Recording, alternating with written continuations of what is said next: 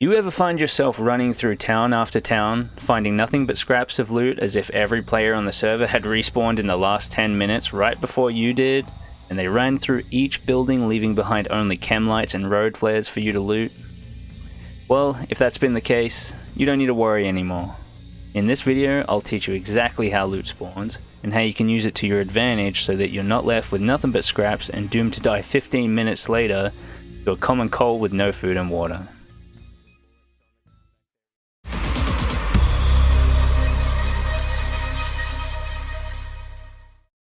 If you're interested in how loot respawns, you may also wish to know how to respawn loot in the most efficient way possible.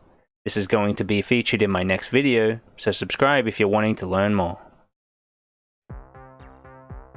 During my DayZ adventures, I couldn't help but wonder, if a player loots every single building in a town, what loot would be left behind for me or any other survivor that spawns in the same location afterwards. Would the town be completely barren of loot until the next server restart?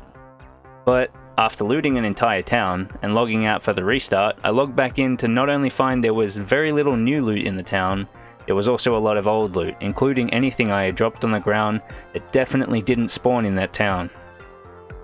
So if loot doesn't spawn on a restart, how does it spawn? And why doesn't the loot that I drop inside the building despawn after a restart? These are the questions that left me curious as I continued on with my DayZ adventures.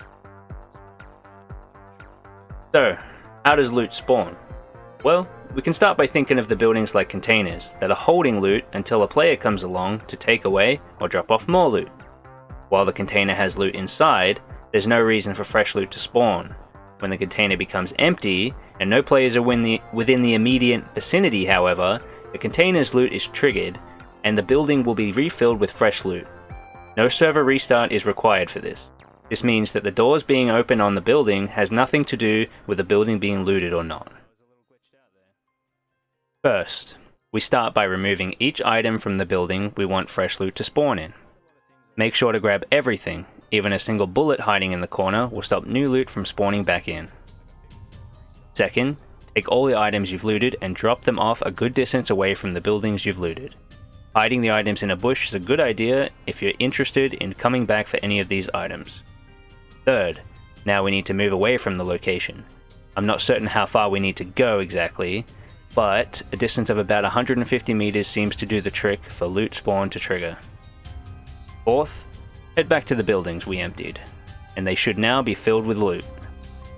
You can rinse and repeat these steps until you've got all the items you've been searching for. If the loot has not respawned, you may not have looted every single item in each building.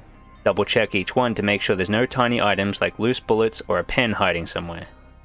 If you're 100% certain that there's no items left within the buildings you're trying to trigger loot to spawn in, make sure you're running far enough away. Run an extra 50 to 100 meters and try again. Before I head out, I wanted to say thank you for watching. If you've enjoyed my video or found it helpful, consider subscribing for more content just like this. You can also follow me on Twitch to watch me record live, and follow me on Instagram for updates when new videos are released and when I go live on Twitch. Have a good one, thanks for watching, and goodbye.